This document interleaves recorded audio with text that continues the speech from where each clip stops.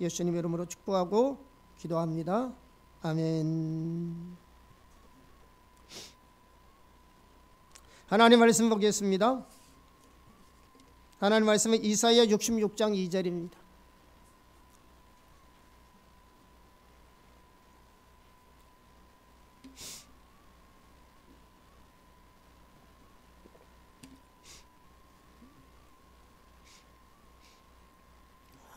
같이 합독하겠습니다.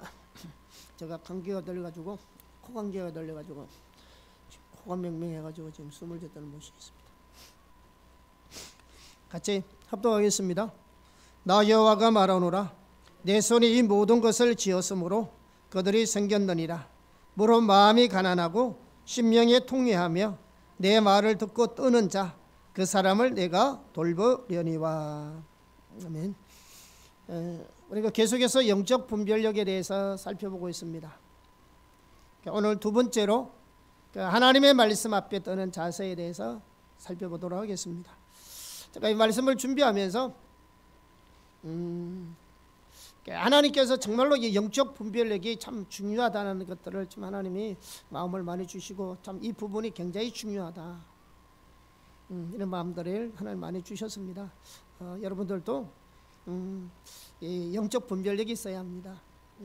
이게 없으면 우리가 보기는 보고 듣기는 듣지만 그것이 뭔지 전혀 모릅니다.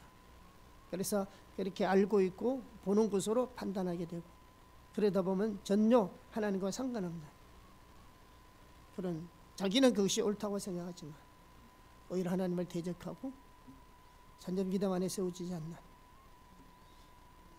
그리고 늘 신앙생활 하더라도 뭐 아는 것 같기는 한데 늘 혼돈스럽고 분별이 안 되는 거죠. 그래서 이 말 들어보면 이거 같고 저 말 들으면 저거 같고, 그게 다 뭐냐면 영적 분별력이 없어서 그래요. 성령이 주시는. 그래서 이 부분이 참 중요하다라는 생각들이 많이 들었습니다. 자, 영적인 분별력이 우리에게 주어지기 위해서는 지난 시간에 하나님 얼굴 구하는 삶, 이 필수다. 하나님 얼굴 구하는 삶이라니까 여러분 자꾸 생소할지 모르지만 쉽게 말하면 기도해야 합니다. 기도하되 내 문제만 가지고 기도하는 것이 아니고 하나님 그분 자신을 구하여 와야 돼요. 하나님 그분이 누군지, 실제 말하면 우리가 하나님이 전능하신 하나님이다, 사랑의 하나님이시다, 무슨 긍휼이 많으시고 인자가 많으신 하나님이다, 이런 그 하나님을 실제로 알기 위해서 주님 앞에 기도해야 된다고요. 내가 성경에 기록되어 있는, 이론적으로 기록되어 있는 그 하나님을 실제로 알고 만나려고 기도하셔야 돼요. 이게 하나님 얼굴 구하는 사람. 그리고 그분의 목적이 뭐고 그분의 의중이 어디 있는지, 그분의 마음이 무엇인지를 찾아 나와야 돼요. 예배할 때도 기도할 때도. 예배의 핵심도 하나님 얼굴 구하여 나와야 하는 거예요. 그럴 때 성령님이 내가 머리만 알고 있던 그 하나님을 실제로 깨닫게 해주시고, 실제로 깨닫게 해주시는 그 하나님은 우리 삶에 강력한 능력이 되는 겁니다. 그래서 영적 분별력이 주어지기 위해서는 가장 중요한 것이 하나님 얼굴 구하여 나와요. 이게 우리 신앙의 본질이고 핵심입니다. 만약에 이게 안 되면, 이 하나님 얼굴 구하는 삶에 대해서 나중에도 우리가 살펴볼 기회가 있겠지만요, 이게 안 되면 우리의 신앙은 시작도 안 돼요. 실제적인 신앙생활. 우리 신앙은 이론적인 것이 아니잖아요. 우리의 신앙은 삶이고 실제잖아요. 내 삶 속에서 하나님의 말씀의 역사들이 나타나는 거잖아요. 이런 실제가 이루어지기 위해서는요, 하나님의 얼굴 구하지 않으면 안 됩니다. 안 됩니다. 이게 우리 신앙의 가장 핵심적인. 그래서 예배할 때도 기도할 때도 뭘 놔둬도 하나님 얼굴 구하여 나와요.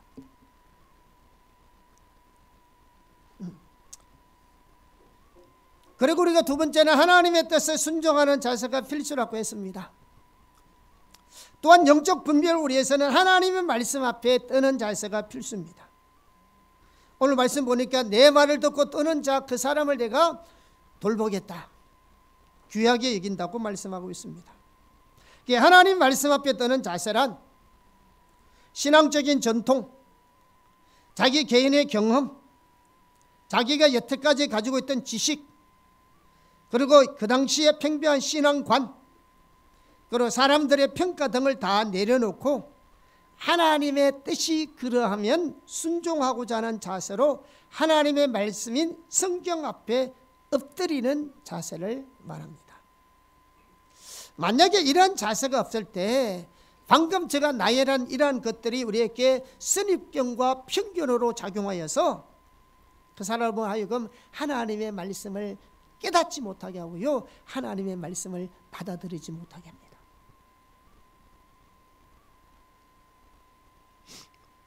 그것이 사단이 사용하는 진호로 작용합니다. 그래서 그 결과 사람은 결국 하나님을 대적하게 되고요. 그런데 이것이 정확하게 예수님께서 이 말씀을 하신 유대인들이 가지고 있었습니다. 자, 우선 우리가 잘 아는 요한복음 8장 31절에서 32절을 보겠습니다. 시작. 그러므로 예수께서 자기를 믿는 유대인에게 이르시되 너희가 내 말에 거하면 참으로 내 제자가 되고 진리를 알지니 진리가 너희를 자유롭게 하리라. 자, 예수님께서 이 말씀을 누구에게 한다고요? 자기를 믿는 유대인에게. 다시 말하면 예수님을 공공연하게 대적하는 사람들이 아니고 예수를 믿는 유대인에게 지금 말씀하고 있습니다. 여러분, 우리가 피상적인 믿음은요, 하나님 말씀의 중심에 거하지 않습니다. 우리가 지난번에 요한복음 6장을 보았듯이 피상적인 믿음을 가지고 따르던 유대인에게 예수님이 자신의 생명의 떡이라고 말씀하셨을 때 유대인들은 뭐냐? 예수님께들 다 떠났잖아요. 한때는 은혜 받고, 한때는 하나님의 놀라운 영적인 기적의 역사를 경험하고 절구했던 그 사람들이 마지막에 예수님을 다 떠났습니다. 그런데 요한복음 8장의 유대인들 역시 피상적인 믿음을 가지고 있었기 때문에 마침내 예수님을 대적하게 됩니다. 자, 8장 37절, 우리가 42절과 42절을 같이 보겠습니다. 같이 합독할까요? 나도 너희가 아브라함의 자손인 줄 아노라. 그러나 내 말이 너희 안에 있을 곳이 없으므로 나를 죽이려 하는도다. 42절, 예수께서 이르시되 하나님이 너희 아버지였으면 너희가 나를 사랑하였으리니 이는 내가 하나님께로부터 나와서 왔음이라. 나는 스스로 온 것이 아니요 아버지께서 나를 보내신 것이니라. 어찌하여 내 말을 깨닫지 못하느냐? 이는 내 말을 들을 줄 알지 못함이로다. 너희는 너희 아비 마귀에서 났으니 너희 아비의 욕심대로 너희도 행하고자 하느니라. 그는 처음부터 살인한 자여 진리가 그 속에 없으므로 진리에 서지 못하고 거짓을 말할 때마다 제 것으로 말하느니 이는 그가 거짓말쟁이요 거짓의 아비가 되었음이라. 내가 진리를 말함으로 너희가 나를 믿지 아니하는도다. 자, 여기 44절 보면요, 이 44절 같은 말씀은요 우리에게 충격을 줍니다. 지금 이들에게 나도 너희가 아브라함의 자손인 줄 안다. 그들에게 예수님 뭐라고 말합니까? 너희는 너희 아비 마귀에서 나타나. 이해가 되시나요? 예수님은 가끔 정말로 아주 냉정한 말씀을 많이 하셨어요. 뭐 화하실진저 독사의 새끼들아. 예수님이 얼마나 답답했으면. 그런데 여기서는 뭐냐? 너희는 너희 아비 마귀에서 났다. 이렇게 예수님이 하신 말씀을 보면 우리가 하나 알 수 있는 사실은 예수님을 믿는 유대인들이 겉으로 보기에는 분명하게 하나님을 믿고 예수님을 믿는 것 같지만 그 중심에는 뭐냐? 참된 신앙이 없었다. 하나님의 말씀이 그 중심에 거하지 않았어요. 우리는 이런 어물증이 생깁니다. 어찌하여 주님을 사모하고 주님의 은혜를 경험하고 있고 예수님을 그토록 쫓아다니고 그 당시 유대 종교 지도자는 성경에 대해서 박식한 지식을 가지고 있었음에도 불구하고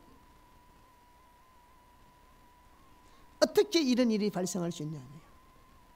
누구보다도 하나님의 말씀을 잘 알고 있다는 그들에게 하나님의 말씀이 그 속에 없다는 거죠.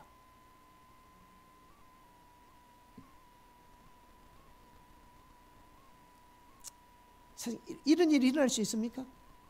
만약에 이런 일이 일어나고 있다면 오늘날 우리는 예외가 아닙니다. 성경에 이런 일이 있다면 오늘 우리도 예외가 아니라는 거죠. 자, 그에 대한 답이 어디 있느냐? 아까 우리 요한복음 8장 31절에 32절입니다. 우리 다시 한번 볼까요? 시작. 그러므로 예수께서 자기를 믿는 유대인에게 이르시되 너희가 내 말에 거하면 참으로 내 제자가 되고 진리를 알지니 진리가 너희를 자유롭게 하리라. 자, 우리가 이 말씀에서도 우리가 알 수 있듯이 예수를 믿는 유대인들이 예수님의 참된 제자가 아니었다는 점을 알 수가 있습니다. 예수님께서는 자신의 참 제자가 되는 길을 어떻게 말씀하셨어요? 너희가 내 말에 거하면 참 제자가 된대요. 너희가 내 말에 거하면, 영어로 If you hold to my teaching, 너희가 내 가르침을 붙잡으면. 쉽게 설명을 했습니다. 만약에 접착제가 있으면 예수님의 말씀에 우리가 이렇게 딱 접착되어 있는 것입니다.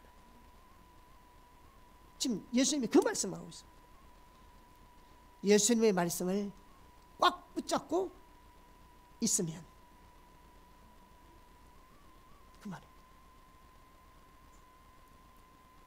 그런데도 예수님 믿는 유대인들에게는 예수님의 말씀이 그들의 마음에 거할 자리가 없어요. 말씀이 우리 마음에 거한다는 말은 내가 하나님의 말씀을 붙들고 있다는 말. 하나님의 말씀을 어떤 환경 속에서나 내가 하나님의 말씀을 붙들고 있다는 말입니다. 그게 하나님의 말씀이 내 속에 거하고 있다는 거예요. 우리가 참 그리스도인이라면 항상 우리는 하나님의 말씀을 붙들고 있는 겁니다.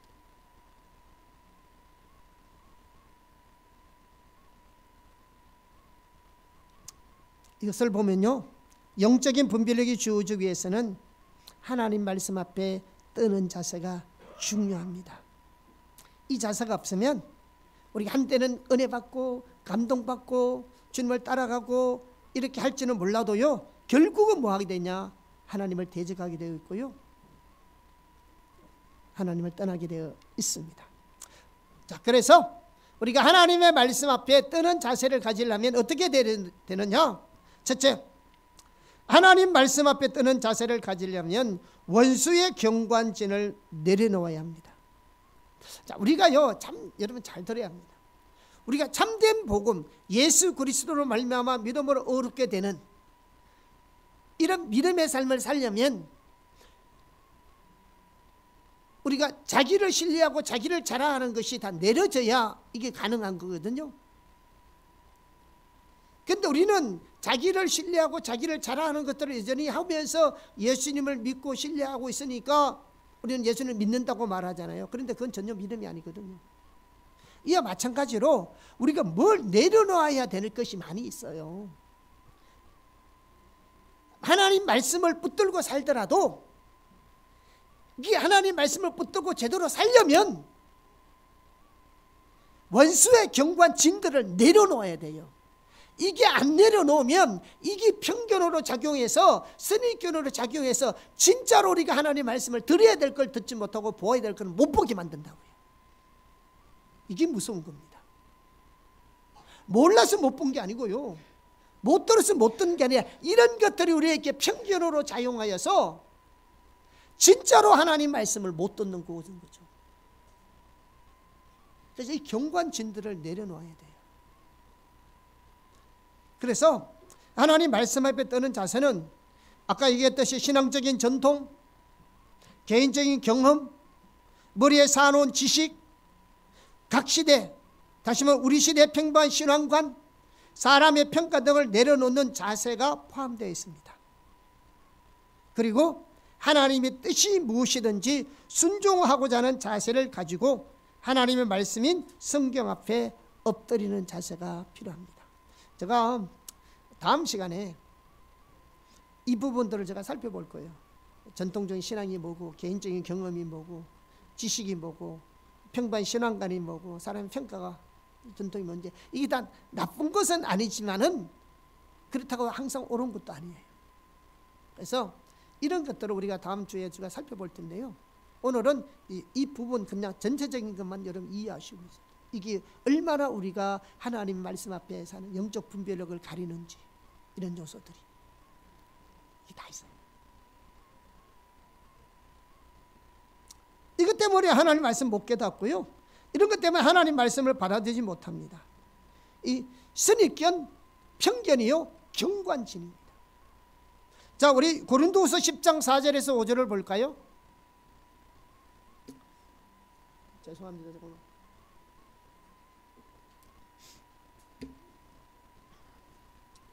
자, 같이 한번 합동하겠습니다. 시작. 우리의 싸우는 무기는 육신에 속한 것이 아니요 오직 어떠한 견고한 진도 무너뜨리는 하나님의 능력이라. 모든 이론을 무너뜨리며 하나님을 아는 것을 대적하여 높아진 것을 다 무너뜨리고 모든 생각을 사로잡아 그리스도에게 복종하게 하니. 여기에 경관진은요 인간의 사고체계를 말합니다. 선입견과 편견을 말합니다. 또한 인간의 인간적인 영향력을 말합니다. 우리가요 이런 영적 분별이 없으면 사람의 영향을 굉장히 많이 받게 되어 있습니다. 그래서 이들의 특징이 뭐냐 그러면 이들은요 이론에 강합니다. 하나님의 능력은 모든 이론을 강력하게 파하는 것이지만 이런 견고한 진들은요 이론에 강해요. 이 말의 뜻은 뭐냐, 하나님과 성경적인 올바른 이해와는 다른 그 어항된 이론이나 계변을 말합니다. 이게 사탄의 진입니다. 많은 분들이 말하는 바인데요, 가장 영적 전쟁이 빈번하게 일어나는 영역이 경관진입니다. 즉 우리의 사고체계 속에 자리 잡고 있는 것입니다. 그래서 이 경관진은요 여러 가지 일을 하고요 여러 가지 모습으로 나타냅니다.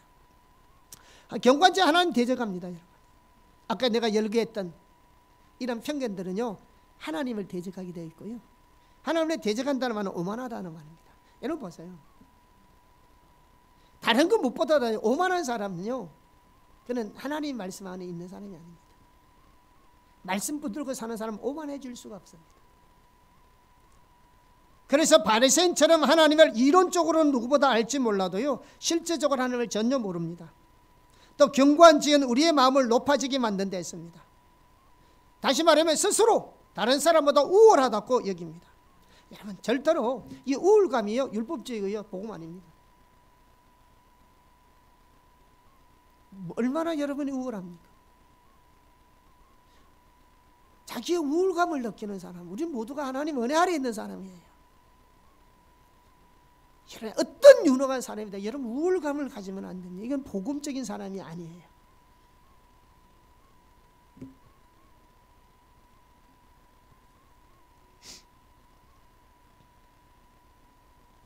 견고한 자는 우리의 생각이 그리스도에게 복종하지 못하도록 만듭니다.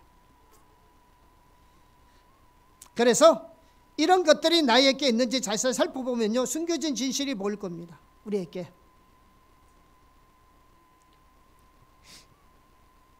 이런 것이 있으면 우리의 생각을 높아지게 만들고 겸손함이 없도록 만들고 우리의 삶을 그리스도께 복종하지 못하도록 만듭니다. 그래서 우리 삶에 왜 자꾸 내 삶이 복종하지 않느냐, 왜 하나님 말씀대로 내가 살지 못하냐, 왜 하나님 말씀 안에서 내가 계속 잘하지 못하느냐. 여러분 이런 제가 말씀했던 이런 편견들이 있나 없나를 살펴보면 금방 알 겁니다. 왜 영적으로 우리가 더 깊이 주님을 알아가지 못하는가.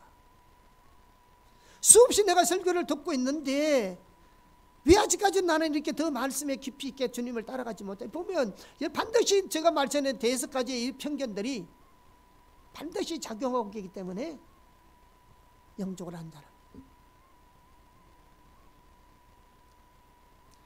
그래서 하나님 말씀 앞에 떠는 자세는 이런 경관진들이 내려진 자세입니다. 자, 그러면 이런 경관진이 내려놓으려고 하면 어떻게 해야 되느냐? 몇 가지를 설명하겠습니다. 첫째, 1-1 우리가 안다고 생각하는 것을 항상 내려놓을 수 있어야 합니다. 물론 다 성경적인 것을 다 내려놓으라는 게 아니에요. 그러나 우리가 알고 있는 것이 성경 전체가 아니고 부분적인 것이 있고 또 이래저래 우리가 듣고 알고 지낸 것도 많이 있잖아요. 그런 걸 말합니다. 내가 명확하게 성경적으로 알고 있는 것은 내려놓으면 안 되죠. 하나님 앞에서는요, 내 생각은 하나도 중요하지 않습니다. 다른 사람의 생각도 하나도 중요하지 않고요, 목사님의 생각도 하나도 중요하지 않습니다. 많은 성도들이 은혜 받기를 사모합니다. 그러나 우리의 영혼과 생각 속에 경관진을 그대로 가지고 있음으로 인해서 항상 은혜와는 상관없는 삶을 살고 있습니다. 우리는 너무나 자주 뭐라고 하는지 아세요? 내 생각에는 이렇다고 생각합니다. 기억하십시오. 하나님 앞에서는 저와 여러분의 생각은 아무런 의미가 없습니다. 저와 여러분의 의견은 하나님 앞에 하나도 중요하지 않습니다. 내가 알기로는, 내 느낌으로는, 우리 교회 목사님은 이렇게 말했다, 어느 유명한 목사님 이렇게 설명하신데 큰 교회 목사님은 누가, 아무런 소용이 없습니다. 그것이 정말로 성경적이냐, 그게 중요한 겁니다. 우리 목사님이 중요한 게 아니고, 어느 유명한 목사님이 중요한 게 아니고, 어느 유명한 신학자가 중요한 것이 아니라 그게 정말로 성경으로 바르게 말하고 있는 것이냐, 그게 중요한 거예요.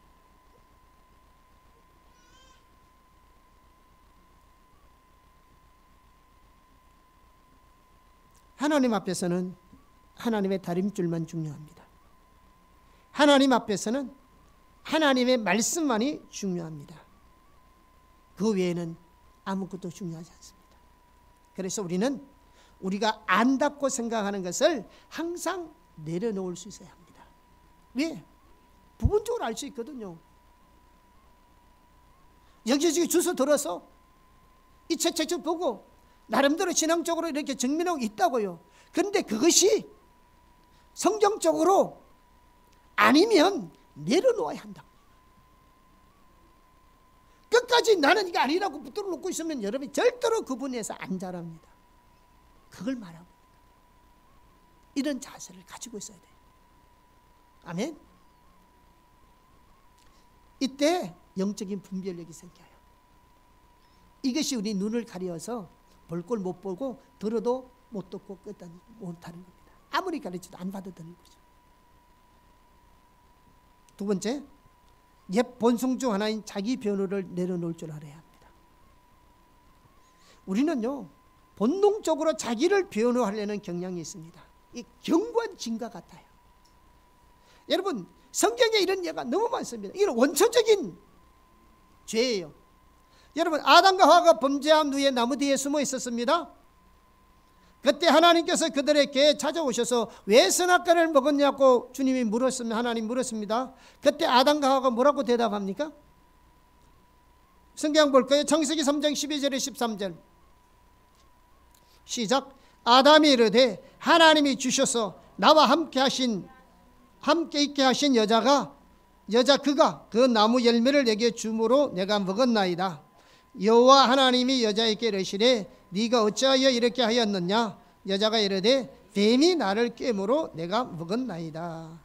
자, 아담에게 하나님께서 물으셨을 때 그의 대답이 뭡니까? 하나님이 주셔서 함께 하신 그 여자 때문에 이렇게 변명합니다. 타락은 사랑과 이웃 사이를 파괴시킵니다.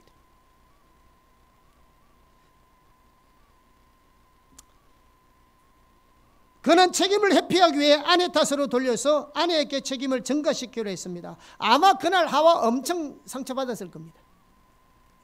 남편이 돼가지고 자기가 자기 책임을 져야지. 아내에게 책임을 전했을 때 아마 하와 그때 엄청 상처받았을 겁니다. 오늘날 가까운 사람들 사이에 상처를 주고받는 문제와 너무나 동일하지 않습니까? 책임 전가. 자기가 안는 게 아니고 남에게 책임을 질 때 상처를 받는 거죠. 하나님 화학게 묻습니다. 그 역시 뱀이 나를 깨워서라고 변명합니다. 여러분, 자기 탓이라고 말하지 않습니다. 물론 뱀이 깨웠죠. 그 먹기는 지가 먹었잖아. 그런데 우리는 그것을 남에게 자꾸 변명하려고 하지 자기 탓으로 안 돌린다니까요. 아담은 심지어 하나님에게까지 그 이유를 둘러대잖아요. 하나님이 주셔서. 이때 이후로 인류는요, 자기를 변호하기 시작합니다. 아론이 금승아리를 만들었다고 모세에게 책망받았을 때요, 그들은 회중의 핑계를 댔습니다. 회중 때문에. 같은 방식으로 불순종한 사울 왕은 자기의 잘못을 백성들에게 뒤집어 씌웠습니다. 이처럼 인간은 끊임없이 자기를 변호합니다. 그래서 거짓말을 해야 됩니다. 아담의 범죄에 가인이 아벨을 죽였습니다. 그러고는 하나님께서 네 동생 아벨이 어디 있느냐? 라고 물었을 때 가인은 모른 체 하면서 뭐라고 말합니까? 내가 알지 못하나이다. 내가 내 아우를 지키는 자이니까. 이렇게 거짓말을 해야 됩니다. 믿음의 조상 아브라함도 예언은 아니었습니다. 성경에 보면 자기 목숨을 보존하기 위하여 자기 아내를 누이라고 속였습니다. 실제로 누이가 맞아요. 그렇지만 성경에 명백하게 말하기를 자기 목숨을 보존하기 위하여 2번씩이나.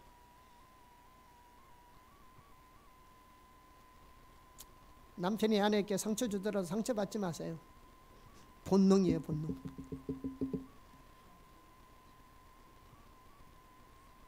우리 아내, 내가 법률대학원 안 나오고 로스쿨 안 나와도요, 나는 변호사예요, 변호사. 내 속에 변호사가 있다고요. 나를 변호해주는. 이게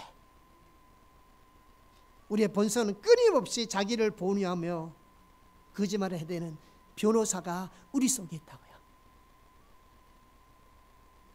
자기가 왜 변호할까요? 자기가 상처받지 않으려고 자기를 변호합니다. 왜 변호할까요? 자기가 손해보지 않으려고 변호합니다. 왜 변호합니까? 위기를 묘만하기 위해서 변호합니다. 이게 다 우리의 옛 본성에서 나오는 겁니다. 심지어 우리 송탑에 뭐라고 말합니까? 핑계 없는 무덤이 없다. 그만큼 우리는 핑계가 많으니까 죽은 이유가 없는 사람 어디 있겠어요? 그런데 왜 우리가 변호를 할까요? 왜 변호할까요? 죄를 핑계대므로 자기를 정당화시키는 태도가 변명입니다. 자기의 잘못을 떠넘김으로 자기의 책임을 회피하고자 하는 것이 변명입니다. 그런데요, 이게 진짜 심각한 이유가 뭔지 아세요? 이 본성, 이 본능이 우리에게 자발적으로 나오지만 이게 진짜 심각한 이유가 뭔지 아세요? 이게 심각한 문제는 우리가 하나님 말씀 앞에 정직하게 대면하여 서지 못하게 만드는 겁니다. 이게 사람에게만 우리가 이런 변호를 하는 것이 아니고 이런 우리의 본성이 하나님 말씀 앞에 정직하게 대면하지 않게 만드는 겁니다. 이게 그래서 편견은 무섭니다. 하나님 말씀 앞에 정직하게 대면해야 자기를 볼 수 있는 거죠. 그래야 내가 하나님 앞에 바르게 세워갈 수 있죠. 그런데 변호해버리는 거죠. 너 죄인이야? 아니에요. 너 거짓말했어? 아니에요. 너 정직하지 않아? 아니에요. 너가 잘못이야? 아니에요. 아닐 수 있어요. 그런데 우리에게는 자기를 방어하려는 이 방어가 있기 때문에 하나님 말씀 앞에, 그러니까 다른 사람이 내게 상처를 주어서요. 맞아요. 상처를 입은 거예요. 그 사람 잘못한 거예요. 분명히 잘못한 거예요. 근데 하나님 뭐라 말해요? 그 사람을 용서해 주라 하잖아요. 자, 여기서 문제가 있어요. 우리는 어디에다가 해야 돼요? 아니에요. 저놈은 못해요. 아니, 너 용서해 줘. 우리가 하나님 말씀 앞에 자기가 변화하면 하나님 말씀 앞에 직면하여 서지 못해요. 그러면 그 문제는 해결되지 않아요. 그러면 거기에서 우리가 자라나갈 수가 없어요. 물론 상처 준 사람이 나쁜 사람이에요. 성숙하지 못한 사람이죠. 그런데 우리가 하나님 앞에 세워져 가려면 내가 하나님 말씀 앞에 직면하여 설 줄 알아야 돼요. 자기 변명이 아니라 하나님 말씀 앞에 내 자신을 세울 줄 알아야 돼요. 그래야 우리가 영적 분별력이 생기고요. 여기서 신앙안에 자랄 수 있습니다.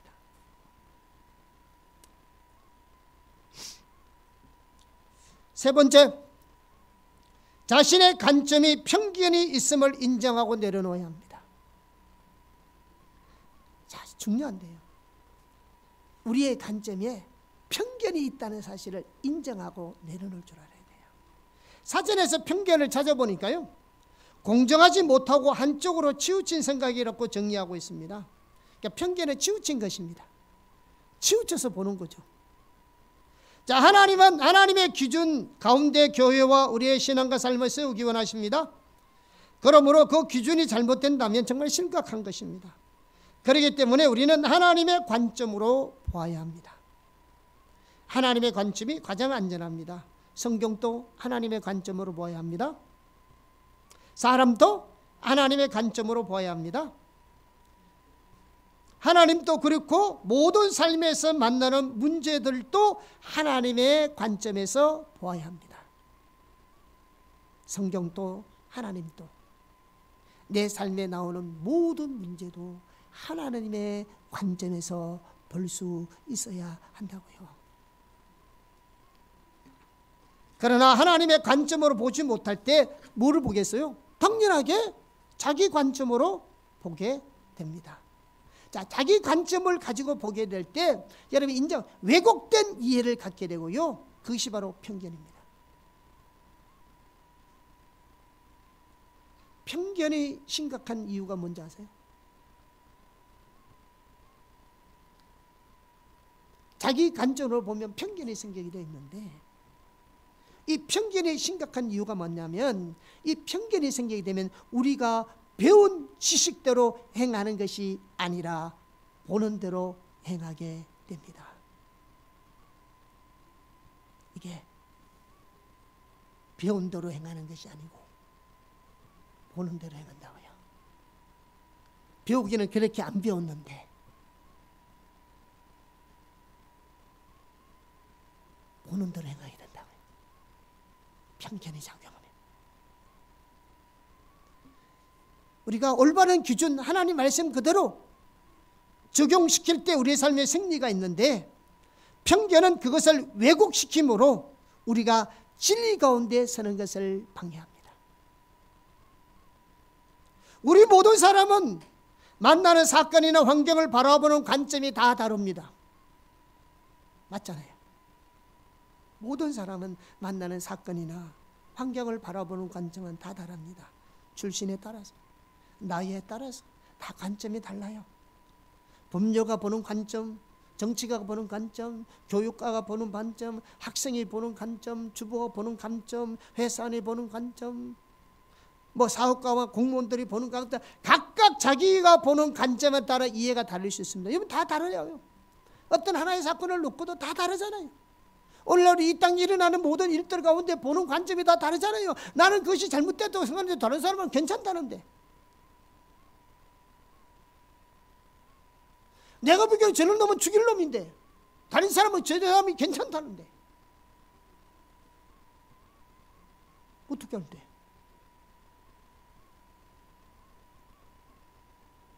그래서 우리가 어떤 사건을 만들면 나름대로 관점을 가지고 접근합니다. 여러분, 안 그런 것 같아도요, 유해가 없습니다. 유해가 없다니까요. 그런데 문제는 뭐냐? 예수 믿기 전의 관점이나 예수 믿기 이전에 이후의 관점이나 똑같다는 거죠. 이게 문제예요. 예수 믿고 난 뒤에 철저하게 성경적 관점, 성경적 가치관, 성경적 세계관으로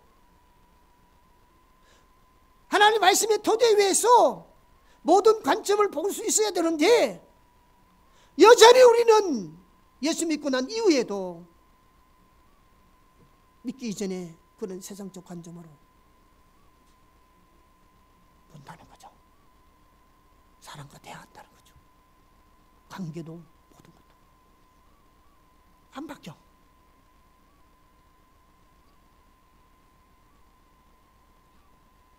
그래서 우리의 삶의 많은 부분에서 자유도 없고요, 승리하는 삶도 경험할 수 없고요, 믿음에 의한 삶은 절대로 불가능합니다. 그럼 우리는 반드시 하나님의 관점으로 볼 수 있어야 합니다.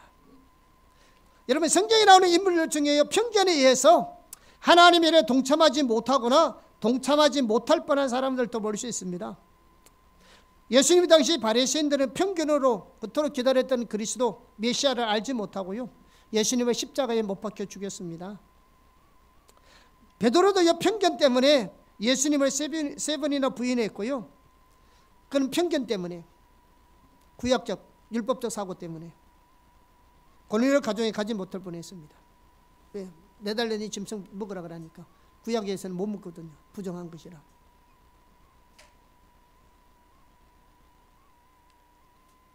많은 사람들이요, 사람과의 관계에서 부딪힙니다. 그렇죠? 왜 그럴까요? 가장 문제가 관계의 문제예요. 하나님이 많이 다루시는 분도 관계의 문제고요. 이런 왜 관계의 문제를 하는 이토록 다루셔야 돼요? 이 관계에 대해 성품이잖아요. 지난주에 설명, 하나님 성품을 다룬 중에 관계 다루는, 이 관계 왜 중요하세요? 이 관계 왜 중요할까요? 관계가 하나님의 통로예요. 관계는 하나님의 통로라고요. 일하시는 통로.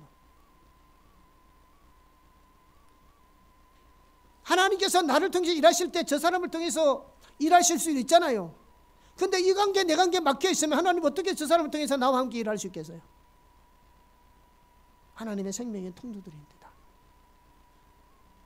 관계는 하나님의 통로예요. 생명의 통로라고요.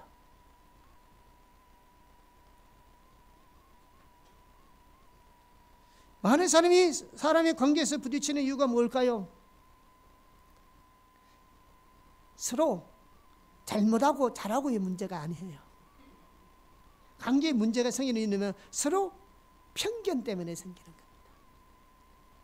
편견 때문에. 옳고 그름을 떠나서 우리 모두는 각자의 아까 사는 그 문화 영역에 따라서 생각하는 게 다르잖아요. 같은 문제를 놓고 보더라도 편견 때문에 생기는 겁니다. 그래서 자신의 관점으로 보면 절대로 이해할 수 없는 부분이 있습니다. 있다고요. 지금 누가 잘하고 잘못의 문제가 아니에요. 예. 물론 어느 요소에서는 잘못한 영역도 있는 영역도 있지만은, 우리가 봐도 잘못된 영역이 있기는 있지만은 제가 그 부분을 이야기하는 것이 아니고, 어떤 사건을 놓고 볼 때 자신의 관점으로 보면 절대로 이해할 수 없는 부분이 있습니다. 이것을 이해하지 못하면요, 심각한 결과를 가져옵니다. 저는 이것을 관점의 사각지대라고 부릅니다. 관점의 사각지대. 여러분, 오랫동안 함께 살아온 부부간에도요, 다툼과 상처가 해결되지 않는 이유가 뭐냐고 하면요, 관점의 사각지대 때문에 그랬어요. 서로가 상대편을 이해하지 못하는 부분이 있습니다. 평생 살아보세요. 다 이해하나요? 못해요. 평생 부모님께 물어보세요. 부모님들 아빠 다 이해하느냐고, 엄마 다 이해하느냐고. 다 몰라요. 모른다니까요. 몰라요. 왜 그러냐? 각자의 이 편견이 있거든요. 이미 살펴본 대로 편견에는 여러 가지 이유가 있습니다. 서로 다른 환경과 문화에서 살았기 때문에 관점이 다를 수밖에 없습니다. 그렇기 때문에 자신의 관점으로 판단하면 심각한 결과를 가져오게 되는 것입니다. 틀리고 맞는 문제가 아니고 하나님의 관점을 못 본다는 겁니다. 누가 옳고 그름의 문제를 떠나서 하나님의 관점을 놓치게 되고 영적 분별력을 놓치게 된다는 것, 지금 그걸 얘기하고 있는 겁니다. 자, 성경은 그래서 이렇게 말합니다. 마태복음 7장 1절에서 5절입니다. 같이 한번 볼까요? 마태복음 7장 1절에서 5절.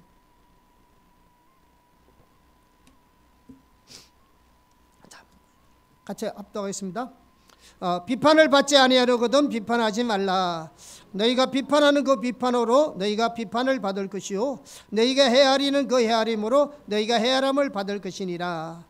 어찌하여 형제의 눈 속에 있는 티는 보고 내 눈 속에 있는 들보를 깨닫지 못하느냐.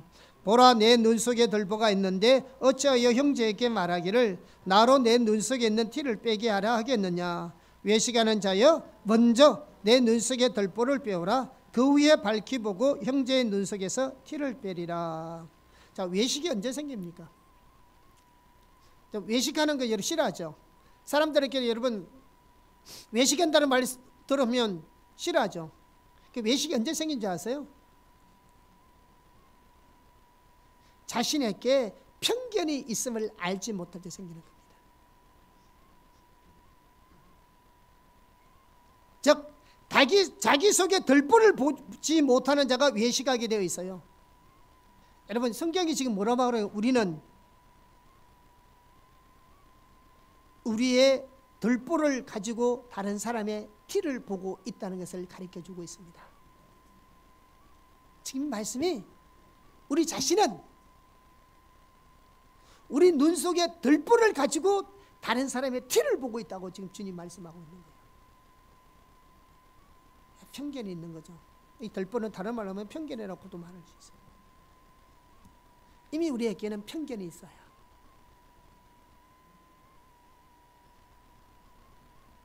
그래서 들보, 편견을 제거한 후에 먼지를 먼저 밝히보라고 말합니다. 우리 모두에게 편견이 있습니다. 그 편견이 혼돈을 가져오고요, 다른 사람을 자기 관점으로 판단하고 평가합니다. 그래서 서로 다투고 오해가 생기는 거죠. 왜냐? 그래서 우리가 있잖아요. 이 사람 말 들어보면 이 말이 맞고 저 사람 말 들으면 저 사람이 맞는 경우가 많잖아요. 이게 다 뭐냐? 각자의 편견에서 옵니다. 그러니까 우리가 하나님 말씀 앞에는 안 서워지는 거죠. 물론 어떻게 봤을 때는 어떤 분이 잘못된 영역도 있어요. 그런 게 없을 리가 없죠. 지금 그 부분을 다루고 있는 것은 아니에요. 자, 그래서 오해가 생기고 다툼이 생겨서 그래서 절대로 이해하거나 용납할 수 없다고 생각하는 거죠. 왜? 자기가 생각할 때는 분명히 잘못됐거든. 그런데 기억해야 합니다. 우리 자신에게는 들보, 편견이 있다는 사실을 인정해야 합니다. 성경에 나와있습니다. 그래야 다른 사람을 자신의 관점으로 판단하지 않습니다. 주님은 판단하지 말라고 하십니다. 우리가 형제를 판단하는 것은 올바르지 않습니다. 우리가 형제를 판단할 때 그 판단은 훗날에 판단받게 될 것이라 말씀하십니다. 예수님 우리의 삶과 사역과 신앙에 있어서 우리의 모델이 있습니다. 예수님 이렇게 말씀하셨습니다. 요한복음 8장 15절 같이 읽어볼까요? 시작. 너희는 육체를 따라 판단하나 나는 아무도 판단하지 아니하느라. 여기 육체가 외모네요. 또 8장 26절 시작. 내가 너희에게 대하여 말하고 판단할 것이 많으나 나를 보내신 이가 참되심에 내가 그에게 들은 그것을 세상에 말하노라 하시되. 자, 예수님은 스스로 아무것도 판단하지 않는다고 말씀하시고요, 우리 보고도 스스로 판단하지 말라고 말씀하십니다. 그런데 예수님께서 판단하지 않는 이유가 뭐냐 하면 우리에게 판단받을 만한 일이 없기 때문에 판단하지 않는다고 말하고 있는 것이 아니고 내가 너희를 판단할 것은 많다. 내가 너희를 판단할 것 같으면 할 말이 많다는 거예요. 그런데 뭐냐? 나는 하나님께로부터 들은 것만 말한다는 겁니다. 철저하게 하나님 관점에서 하나님 내게 주신 내가 들은 영적 분별력을 가지고 말하는 거죠. 그러니까 예수님의 판단은 정확한 것입니다. 그것이 예수님의 판단이에요. 물론 예수님도 하나님이시고 그분은 죄가 없으시니 그분이 우리를 뭐라고 판단하든 그분의 판단은 옳지만은, 그러나 예수님은 내 스스로는 아무도 판단하고 없다. 내가 판단하고 싶으면 수없이 내가 너희들을 판단할 것이 없어서 판단하지 않는 줄 아느냐? 그 말입니다. 많다는 겁니다. 근데 나는 그렇게 안 한다. 오로지 하나님께 들은 것만 말하겠다. 이게 정답이에요. 하나님의 영적 분별력을 가지고 하나님의 관점에서 하나님의 마음으로 볼 수 있어야 하는 거죠. 이게 우리에게 정말로 필요합니다. 그렇게 보면요, 여러분을 정죄하고 비난한 영혼들이요 불쌍해 보여요. 여러분을 욕하고 의욕하는 자들이요 불쌍해 보인다. 그들이 향하는 긍휼의 마음이 부어지면 진짜로 그 영혼들이 불쌍해 보인다고요. 죽일 놈 살릴 놈이 아니라 이게 우리에게 중요한 거죠.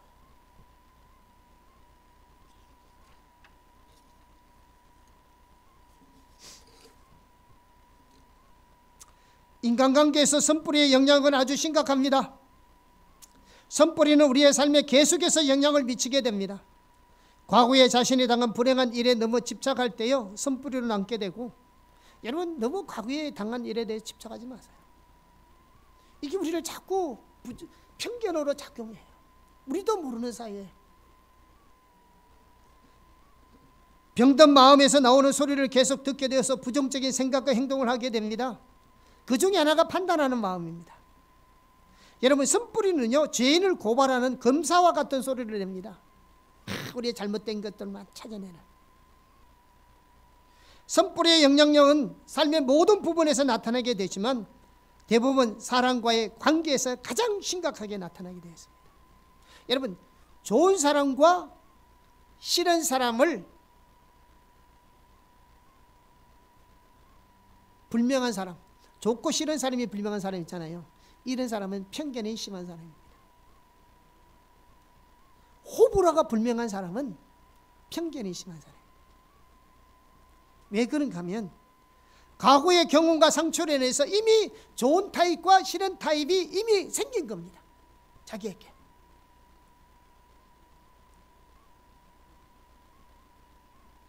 그런데 기억해야 될 것이 있습니다. 하나님은 우리가 그 편견을 가지고 있는 것을 원치 않으십니다. 편견을 가지고는 하나님을 기쁘시게 할 수 없습니다. 그래서 하나님 우리를 다루십니다. 그래서 우리가 여러 가지 환경으로 지난번에 우리가 살펴봤듯이 여러 가지 시험과 고립과 여러 가지 형태를 통해서 하나님 우리를 다루시는 겁니다. 그래서 하나님께 나의 주권을 드릴 때 하나님은 내가 좋은 사람만 좋아하도록 하지 않습니다. 내가 싫어하는 사람도 주님의 마음으로 기꺼이 섬기게 하십니다. 그게 참된 종이고요, 그게 참된 그리스도인이고요, 그게 하나님과의 동력자의 삶입니다. 우리가 그렇잖아요. 사랑이라는 게 뭡니까? 우리 교회에서 사랑의 정리는 상대방의 필요를 채우는 거랬잖아요. 그리고 하나님은 우리에게 보내주는 사람은 내가 좋아하는 사람이든 싫어하는 사람이든 하나님이 보내주는 사람은 우리가 사랑하도록 되어 있잖아요. 사랑은 우리가 선택하는 것이 아닙니다. 하나님이 우리에게 보내주는 자를 내가 싫어하든 좋은 사람이든 내가 호감이든 비호감이든 하나님이 우리에게 보내주는 사람을 우리가 사랑해야 될 책임이 있는 것이지, 우리가 사랑해야 될 대상자를 선택할 권리는 우리에게 없는 겁니다. 없다니까요. 그러니까 우리가 빚어져야죠. 그러려면 편견이 없어져야죠. 이게 없어져야 돼요.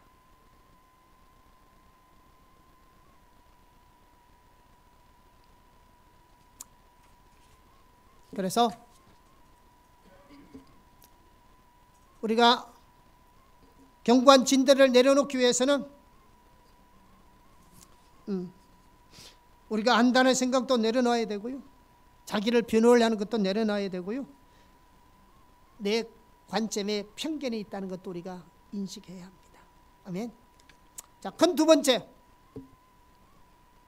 오늘 설교 일찍 끝나겠네요. 하나님 말씀 앞에 뜨는 자세는요, 도로 올 수 없는 길을 가는 것을 포함합니다.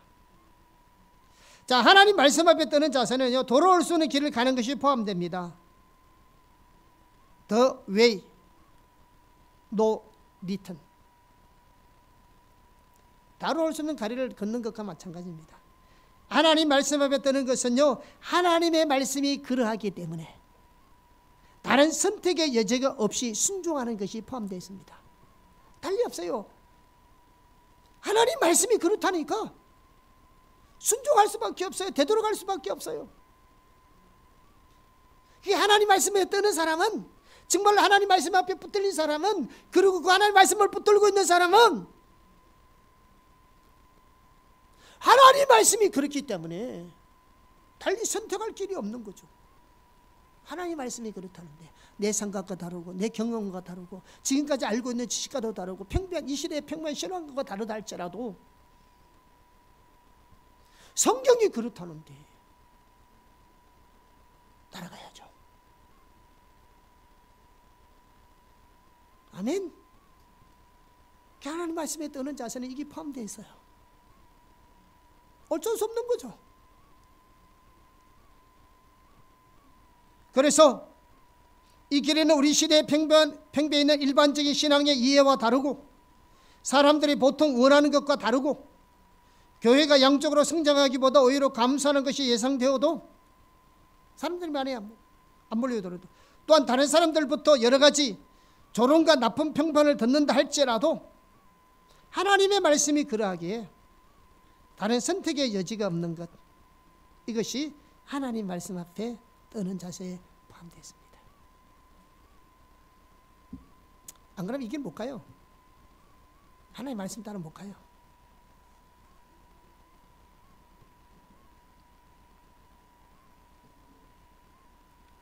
기독교 역사, 마틴 루터, 조나단 에드워드, 요한 웨슬레, D.L. 무디 등등, 하나님과 동행하는 자들은 이와 같은 자세로 하나님을 섬겼던 사람입니다. 이런 자세가 없이는요, 아무리 신앙 연륜이 많고 성경을 많이 알고 신학 교육을 많이 받았다 할지라도 영적 분별력은 없습니다. 영적 분별력은 없어요. 이론적인 지식은 많을지 몰라도요, 영적 분별력은 주어지지 않습니다. 마지막 세 번째, 하나님의 말씀을 뜨는 자세 없이는 대가를 지불하지 않습니다. 많은 분들이 하나님의 뜻을 부분적으로 발견합니다. 전혀 모르는 거 아니에요. 하나님의 길을 찾다 보면 길이라고 여겨지는 성령의 조명이 있습니다. 그런데도 결국에 가서는 열매를 맺지 못하는 일이 비일비재합니다. 그 이유가 뭐냐면 선택의 여지가 없기에 돌아올 수 없는 길을 가지 않기 때문에 그렇습니다. 안 가요. 대가가 지불되기 때문에. 그것이 바로 우리가 지난번에 살펴봤던 돌밭의 비극입니다. 대가를 지불하지 않기 때문에 그렇습니다. 왜? 그 길을 가려면 대가가 지불되거든요. 인정 못 받죠. 환영 못 받죠. 교회 부흥되는 것도 아니죠. 근데 그 하는 말씀인데 가야 되잖아요. 근데 왜 못 갈까요? 대가가 지불되기 싫거든요. 그러니까 하나님 말씀을 따라가려면 대가 지불이 되어야 합니다. 많은 사람들에게 하나님의 길은 오늘도 계시되고 있습니다. 그러나 그 중에 많은 분들이 그냥 어제 살아온 대로 오늘 살아갑니다. 말씀을 강조하고 있기는 하지만 스스로 생각하기에 이득이 되는 말씀만 선별적으로 구별해 순종합니다. 아니면 자신에게 유익한 말씀만 취합니다. 목사님들도 말씀을 강조하고 있지만 그 말씀으로 성도들을 붙잡아 두는 데 씁니다. 그들이 사람들의 필요를 채우는 데 씁니다. 그래서 하나님 말씀 앞에 뜨는 자세가 끝내 영혼 속에 자리 잡지 못하게 합니다. 부분적으로 깨닫기는 깨달으는데 열매가 없습니다. 그게 오늘 우리의 현실입니다. 하나님 말씀 앞에 뜨는 자세란 주님 정말 당신입니까? 라는 자세로 모든 하나님의 인도를 하나님의 말씀에 비추어 보는 것입니다. 항상 그래야 하셔야 돼요. 그래서 하나님의 말씀 앞에 모든 편견을 내려놓고 하나님의 말씀이 그러하면 순종하고자 하는 자세로 하나님의 말씀 앞에 엎드리는 것이 필요합니다. 그래야 여러분이 영적 분별을 주어지고요, 여러분 삶에 하나님의 길이 보이고요, 하나님의 의중이 보이고요, 어디로 가야 될지 하나님이 알 수 있습니다. 하나님 말씀 앞에 뜨는 자세를 가진 사람은 오늘 본문에 말씀하신 대로 합니다. 물은 마음이 가난하고 심령에 통회하며 내 말씀을 듣고 뜨는 자 그 사람을 내가 돌보느니. 마음이 가난한 것은 내 힘으로는 아무것도 할 수 없음을 인식하는 겁니다. 이게 가난한 심령의 마음입니다. 애통하는 마음은 하나님 말씀대로 사는 것은 하나님의 은혜로만 가능하기에 마음으로부터 하나님께 애통하며 간구합니다. 왜? 하나님 은혜가 절박하니까요. 그리고 그러한 마음과 심령으로 하나님 말씀 앞에 뜨는 자세로 하나님 앞에 나아가고 하나님을 찾아 예배하고 기도하고 말씀을 묵상합니다. 그렇게 할 때 하나님께서 영적 분별력을 주시고 또 그러한 자들에게 하나님의 말씀을 따라 살아갈 수 있는 능력을 주십니다. 물론 가다가 넘어질 수 있습니다. 그러나 다시 일어설 것이고요, 계속해서 그런 마음으로 주님을 찾고 구할 것입니다. 그러면 날로 갈수록 더 승리할 것이고요, 또 온전하게 세워져 갑니다. 그러나 이런 올바른 영적 가치관과 성경적 진리를 이해하고 있어야 합니다. 그래야 쓰러지고 넘어지더라도 그 기준을 따라 주님을 찾고 따라갈 수 있죠. 우리들이 이런 자세를 가지고 주님의 말씀을 따라 행할 때 그게 놀라운 주님의 은혜가 회복되고요, 또 영적 분별력이 주어집니다. 그렇게 되기를 예수의 이름으로 축복합니다. 그래서 여러분들이 이 호사나 교회에 있으면서 이런 영적인 진리들을 잘 배우고 세워줘서 이게 여러분이 일생 동안 우리가 살아가야 될 삶의 신앙의 원리예요. 아멘. 그래서 하나님 우리에게 영적 분별력이 더 부어지기를 원합니다. 그러면 우리가 하나님 말씀 앞에